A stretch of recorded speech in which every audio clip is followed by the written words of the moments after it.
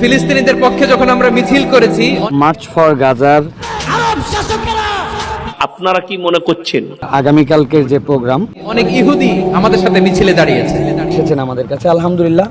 ওই ছোট্ট শিশুগুলোকে ইসরায়েল জিতে গেছে? কারণ ওরাও জানে এই ভূখণ্ড ফিলিস্তিনিদের ভূখণ্ড। আওয়াজ করে বলো লালমনিরহাট ঠিক কিনা? প্রস্তুতি তো আলহামদুলিল্লাহ পুরা দেশবাসী। কুবাবের ইসরায়েলিরা মারতেছে। ইসলাম হেরে গেছে।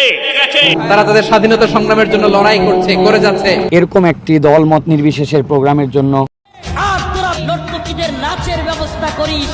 ভারতের মিডিয়া যারা ভাবছেন রাসূলের হাদিস প্রমাণিত হবে, আমরা এটাকে সমর্থন জানাই। চিল্লায় বলো ঠিক কিনা? আমরা বাংলাদেশ থেকে পুরো পৃথিবীকে জানান দিতে চাই ওই আজকার পশ্চিমাদের দাসত্ব সত্যই প্রমাণিত হবে। ফিলিস্তিনের ভাইরা আমাদের ইসলামকে নিশ্চিহ্ন করতে চায়। যে মজলুম গাজাবাসীর পক্ষে এই বাংলাদেশের মানুষ ছিল।